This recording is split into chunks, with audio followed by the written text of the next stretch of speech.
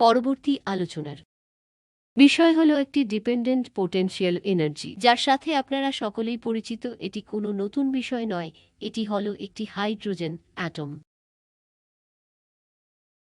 Hydrogen অ্যাটমে কি আছে বলে আমরা অনুমান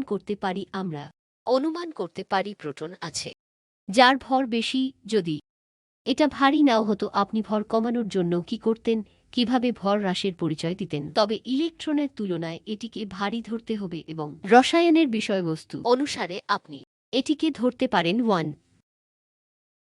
x shell two s shell two p shell, এবং এইভাবে চলবে।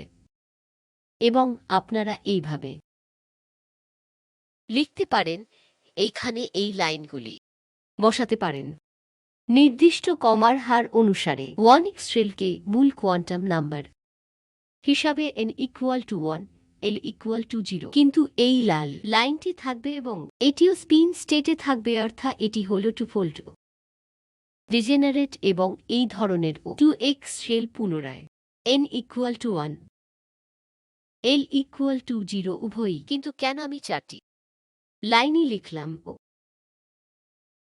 ঠিক লিখলাম, ঠিক না ভুল? ভুল হয়েছে। সবকটাই লেখা আছে 2s, একটা ভুল করেছি। আচ্ছা, তো আপনারা বুঝতে পেরেছেন যে আপনারা কেমিস্ট্রি কোর্সে কি পড়েছেন? টুফোল্ড ডি, এখানে টুফোল্ড ডিজেনারেট টু পি হবে 6 ফোল্ড ডিজেনারেট, এবং এইভাবে চলবে। এবং পোটেনশিয়াল এনার্জি হল সেন্ট্রাল পোটেনশিয়াল, যা হল 1 ওভার আর পোটেনশিয়াল। আপনি 1 ওভার আর পোটেনশিয়ালটি দেখলেই বুঝে যাবেন কোন কোঅর্ডিনেট সিস্টেম বাছাই করেছেন। স্ফেরিক্যাল পোলার কোঅর্ডিনেট, কারণ এখানে আর কে আলাদা করা যাবে এবং পোটেনশিয়াল এনার্জি আর কোঅর্ডিনেটের উপর ক্রিয়া করবে। আর যদি পোটেনশিয়াল এনার্জি না থাকে, কার্টেসিয়ান কোঅর্ডিনেট একটি ভালো কোঅর্ডিনেট নয়। যখন আপনি কোনো হাইড্রোজেন অ্যাটমের সমস্যা সমাধান করবেন, তখন আমরা সাধারণত স্ফেরিক্যাল পোলার কোঅর্ডিনেট এই সমাধান করি, কারণ পোটেনশিয়াল এনার্জি কেবল রেডিয়াল কোঅর্ডিনেটের উপরই ডিপেন্ডেন্ট। তাই থিটা পাই কোঅর্ডিনেটের উপর কাজ করাই শ্রেয়। এক্স ওয়াই এর উপর করার কোনো মানে হয় না। আপনি এক্স ওয়াই জেড এর উপর কাজ করতে পারেন, কিন্তু এটি আরও বেশি জটিল হয়ে যাবে। তাই স্ফেরিক্যাল পোলার কোঅর্ডিনেট চয়ন করাই যুক্তিগ্রাহ্য হবে, এবং আপনি চয়ন করবেন কারণ u of r theta phi হল ইউ অফ আর থিটা। এখানে কোনো থিটা পাই কম্পোনেন্ট থাকবে না, এরম আমরা রেডিয়াল ডিপেন্ডেন্টের প্রোডাক্ট হিসাবে আমরা এখানে সেপারেবল ওয়েভ ফাংশন লিখব, এবং ফাই ডিপেন্ডেন্ট থাকবে, অর্থাৎ 3 ডাইমেনশনে হাইড্রোজেন অ্যাটম এর হ্যামিল্টনিয়ান হবে ডেল স্কোয়ার। পাশাপাশি ল্যাপ্লেসিয়ান আমি আর স্পষ্ট করে লিখছি না, কিন্তু আপনারা জানেন কি করতে হবে। এবং এখানে 1 ওভার আর আছে, তাই সাবস্টিটিউট হবে আর থিটা পাই, এবং ল্যাপ্লেসিয়ানটি স্ফেরিক্যাল কোঅর্ডিনেটরের মধ্যে পুনরায় লিখুন। এবং এরপর কি করতে হবে? আপনাকে দুটি ইকুয়েশন আলাদা করতে হবে। প্রথমে এই পুরো সলিউশনটি লিখুন, এবং এইখানে দেখতে পাবেন যে এখানে একটি আর ডিপেন্ডেন্স আছে এবং থিটা ডিপেন্ডেন্স ফাই ডিপেন্ডেন্ট আছে। তাই আমরা চেষ্টা করব এটিকে আলাদা করার। প্রচলিত পদ্ধতিতে আমরা এগোব। প্রথমে psi care of r omega of theta phi লিখব, এবং তারপর ওমেগা অফ থিটা ফাইকে ফাই এর উপর থিটা ডিপেন্ডেন্ট হিসাবে লিখব। আমরা এটিকে দুটি ধাপে করব। ঘটনাক্রমে আমি এই ইকুয়েশনটি টাইপ করার সময় কিছু ভুল করেছি। যদি কেউ কোনো ভুল খুঁজে পান, অনুগ্রহ করে আমাকে জানাবেন, আমি সেটা ঠিক করে দেব। সুতরাং এটি হলো সাধারণ প্রচলিত পদ্ধতি যাতে আমরা যেটা করেছি সেটা হলো কেবল এটিকে আর স্কোয়ার দিয়ে ডিভাইড করেছি, এবং যে টার্মটি পেয়েছি তা হল আর অফ আর ডিপেন্ডেন্ট পিস omega of theta phi dependent, যা হলো আর ডিপেন্ডেন্ট। কিভাবে লিখবেন? এটিকে প্লাস এই শেষ টার্মটিকে 1 টাইমস আই হিসাবে লিখবেন। এটা প্লাস ই মাইনাস 1 এরম প্রকারের আমরা পুনরায় লিখতে পারি। থিটা ফাই ডিপেন্ডেন্ট টার্ম সমান আর ডিপেন্ডেন্ট টার্ম, এখানে এডি বাই ডি। আর হ্যাঁ, কদম ঠিক, অর্থাৎ এখানে কোনো সাই মান নেই। এই জায়গায় আমাকে সজাগ থাকতে হবে, তাই এখানে মান ডি বাই ডিআর হওয়া উচিত। যেমন তিনি বললেন যে এখানে সাই নেই।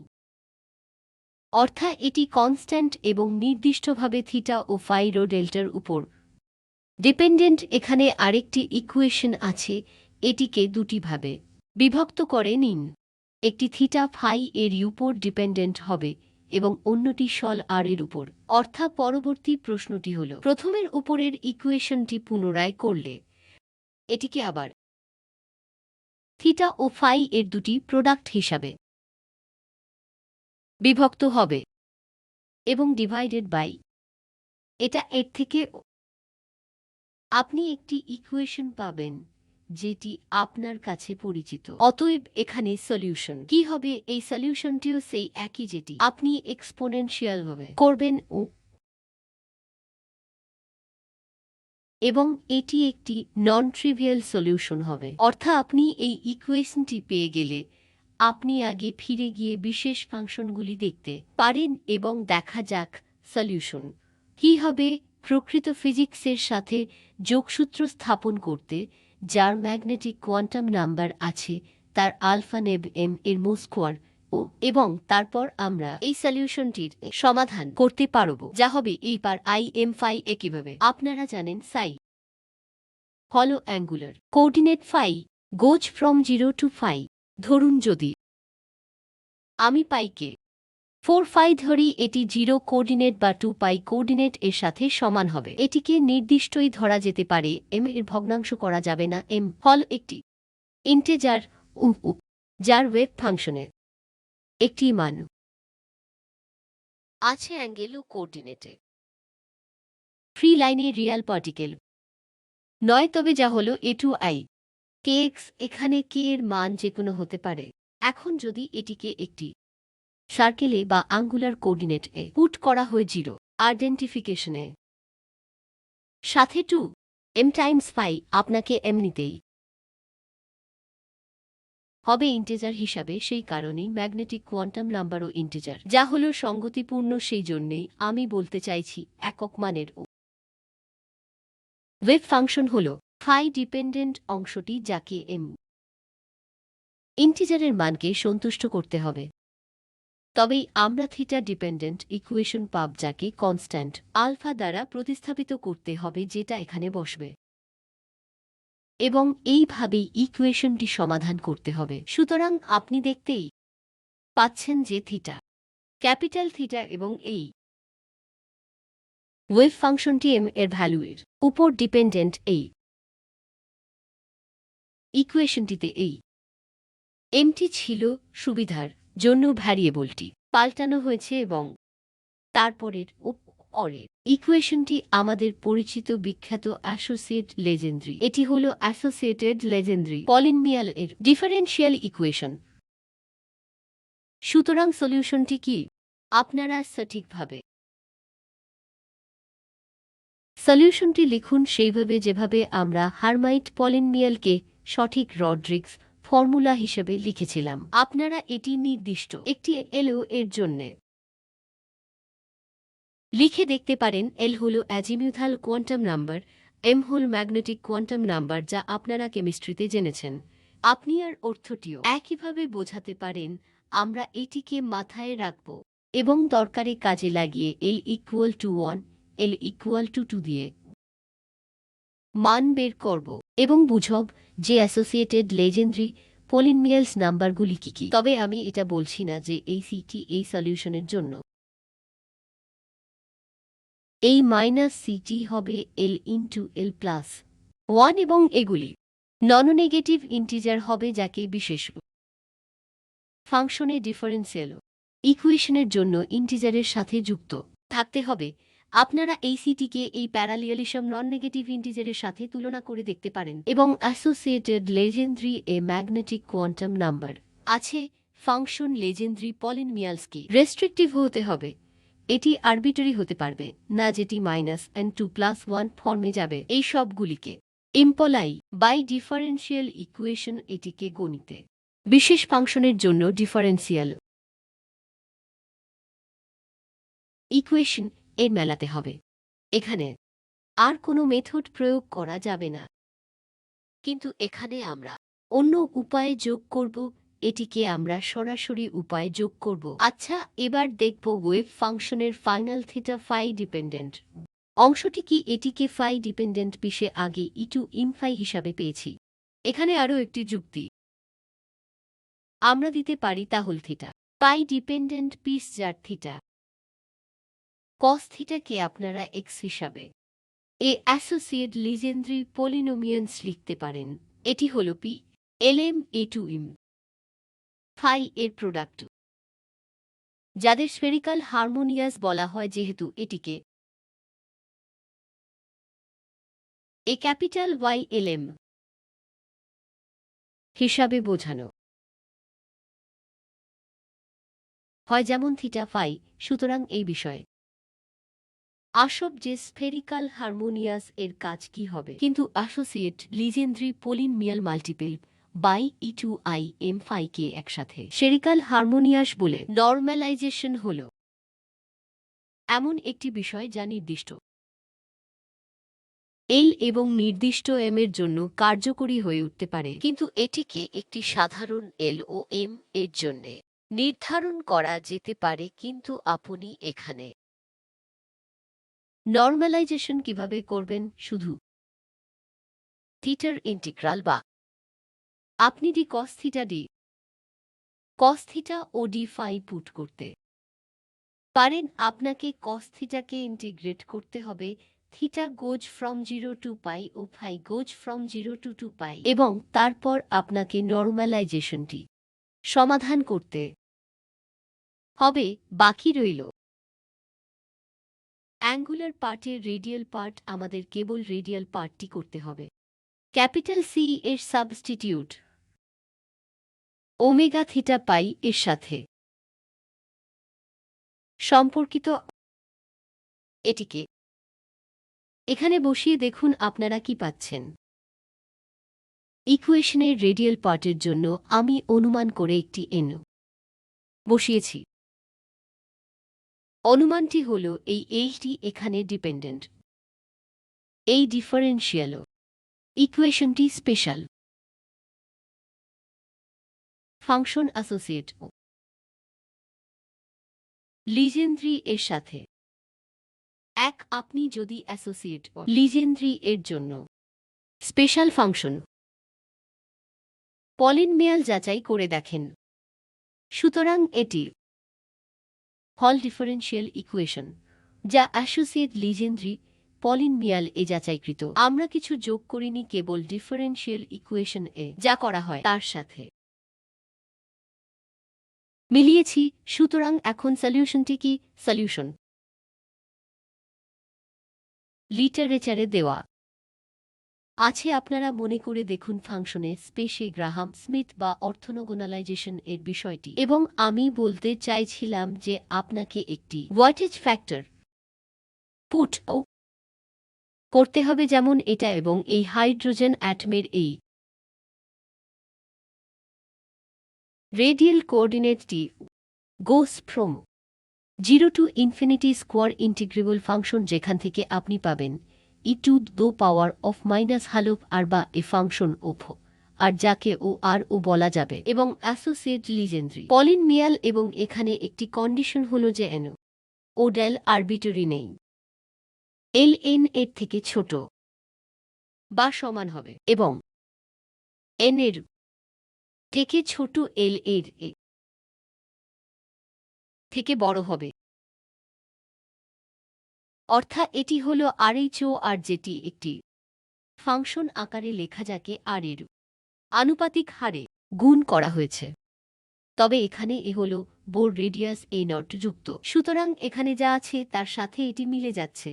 এবং আমরা যতদূর জেনেছি তা থেকে কোন বোর রেডিয়াসটি আমরা লিখতে পারি। এটি সলিউশনটি একটি দৃঢ় উপায় করা। এগুলি ছোটখাটো ব্যাপার, কিন্তু একটি সলিউশন খুঁজতে ডিফারেন্সিয়াল ইকুয়েশন রয়েছে। যদি এটি গণিতের তত্ত্বের সাথে পরিচিত হয়, আমরা এখান থেকে কেবল সলিউশনটি নেব এবং সেই অনুসারে সব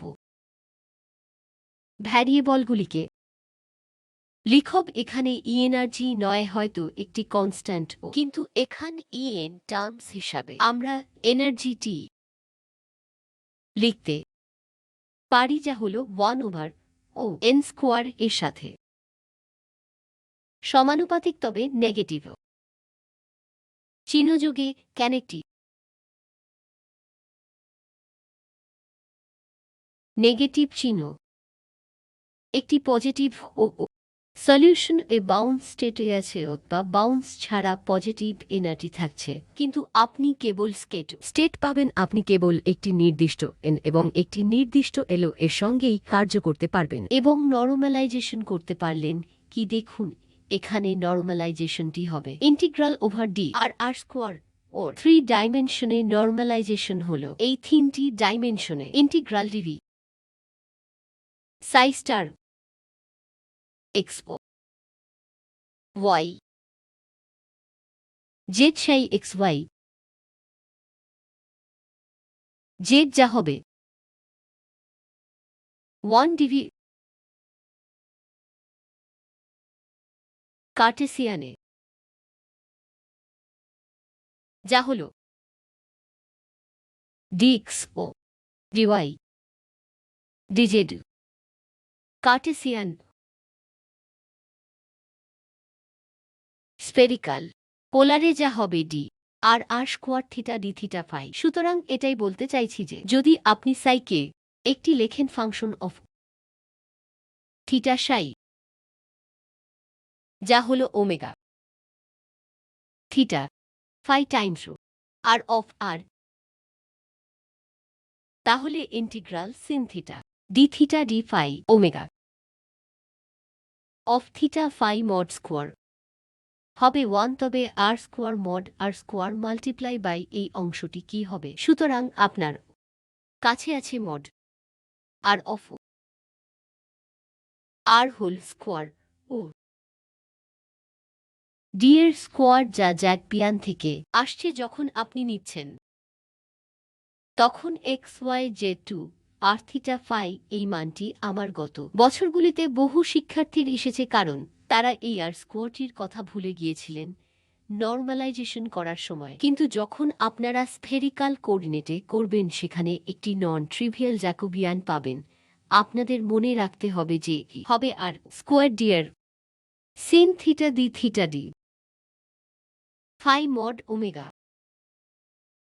থিটা ফাই হোল স্কোয়ার মডার অফ আর হল স্কোয়ার যার মান 1 হবে। এটি হল নর্মালাইজেশন, এটি আর অংশ এবং থিটা ফাই অংশে বিভক্ত করা যেতে পারে, কিন্তু নর্মালাইজেশনকে অবশ্যই ভলিউম ফ্যাক্টর এর সাথে এক হতে হবে। সিলিন্ড্রিক্যাল কোঅর্ডিনেটে কি হয়? ধরুন আমি ধরলাম সাইরো ফাই জেড যা হয়ে যাবে ডিজেড।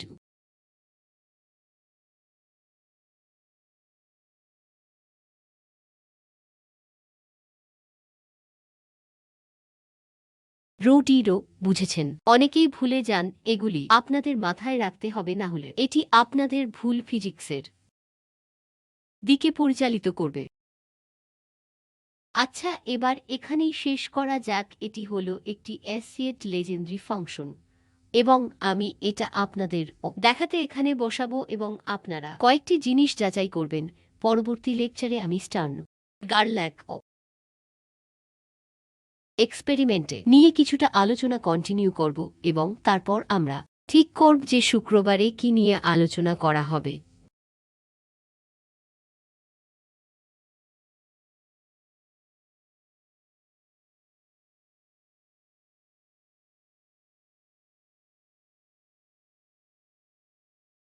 দো